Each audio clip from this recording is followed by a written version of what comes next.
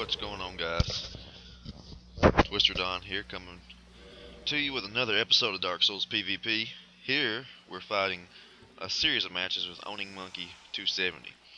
He's a friend of mine, pretty cool guy, actually a really cool guy. So, let's go ahead and get into these matches. I got a lot I want to talk about. So, Owning Monkey, he's, like I said, a friend of mine, and I met him on the YouTube. So, he's using the Murakumo, a new style for him. Now, as far as my experience with the Murakumo goes, I have not used it, but I know that it does a lot of damage. And he is using this technique to where he runs around with a toggle switch off, then does random jumping attacks, which the random jumping attacks do a tremendous amount of damage if they hit you.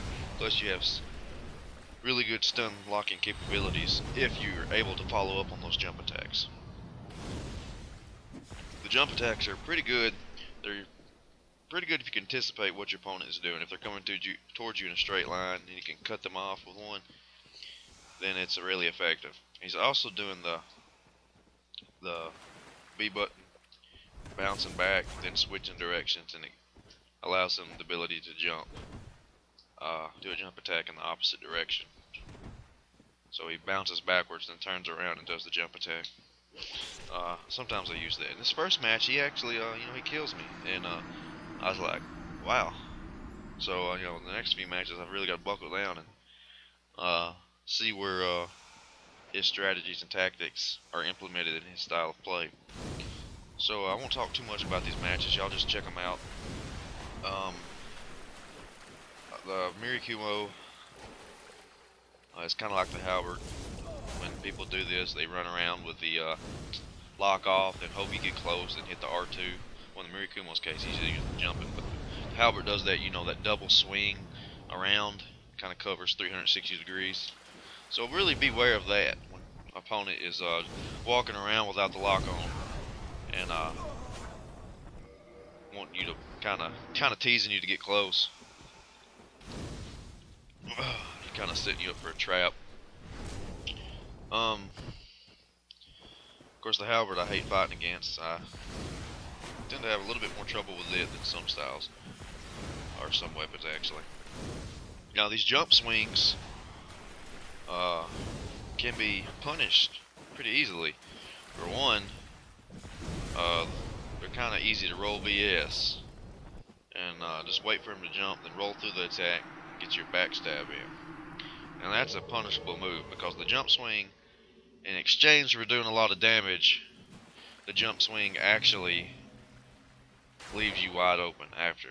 So if you can manage to jump through it, then you'll have some success in that regard. Now here I got summoned by some gankers, so go ahead and check this out. It's weird because usually gankers don't show up unless they know somebody's fighting. So I don't know if these guys were trying to fight the boss or they were ganking, but nevertheless they're both trying to kill me, so let's see what I can do against these guys. So it seems like a lot of times when you're fighting against gankers, there's always like a dragon dude, then a dude that wears a super heavy armor, and he's got divine blessings. So I'm thinking these guys were gankers and they were just messing around.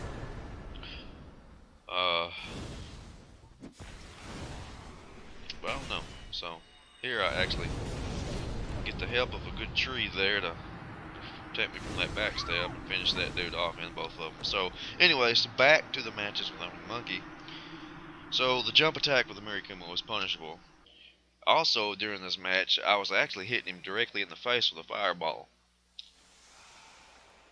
So if I can time it to where I back up a little bit and he misses with a jump attack, and I actually hit him with a fireball, and since fireball's got longer range due, to you being able to throw it, then that is a good success in that regard. And here I hit him with a good fire tempest. Try to get a little wake up R2 on him. The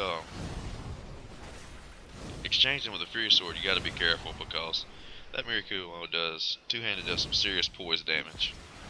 So you probably can exchange if you want to get 2 hits to his 1, but he may come out in the better of that. You don't see me doing that a whole lot. Now here's something that I actually, after a few matches, I realized that throwing the fireballs at the ground was something that I needed to do against this guy, because he's trying to jump into me and he's trying to roll around me when I do throw the fireball. So if I throw him directly out of the ground, maybe he will, he only had 20 HP there, but maybe he will roll into one or jump into one. And that was a really close match. So I'm using the speed of the Fury Sword versus the power of the Murakumo. Let's go ahead and take a look at this match and see what happens.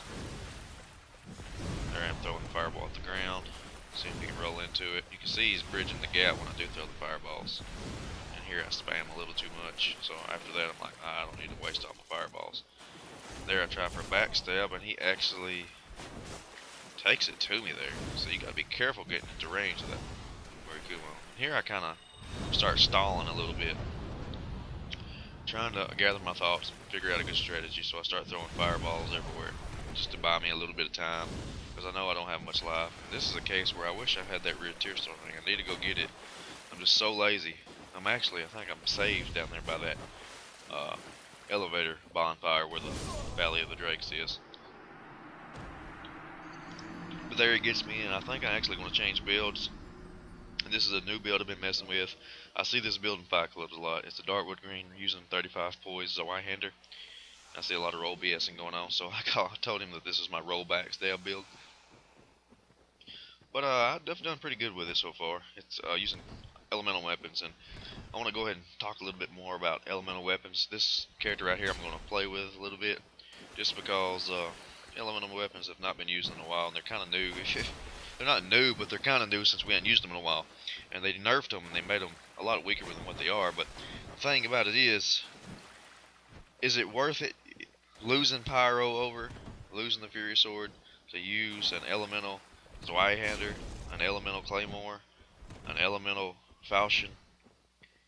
And I think that I may be able to use the Gravelord Sword, because both it scales E in both stats, so that's not really important. So maybe the Gravelord Sword can give me that extra power. I've never used the weapon. I don't even know what the moveset really looks like. I know it's kind of like the Murakumo's. So that's something interesting to play with. The Falchion will be your speed. Zweihander's got the backstabs. And you can really use the Darkwood Grain Ring successfully here, because if there's ever a case where you swap hits, you'll probably stun him. And that way you can always escape without even toggling, and they don't get 2 hits on you. So, because you're doing 76 poise damage, here you see a good case of him overextending the use of that jump attack and bouncing around. But yeah, the elemental weapons is something I'm going to mess with. I'll probably go for some backstabs just because I don't have no pyro or nothing. There's where I hit him in the face with a fireball, finish him off with a fire tempest. So, is it worth it losing? You only get, I usually have 1900 life, so I'll be having 2200 something.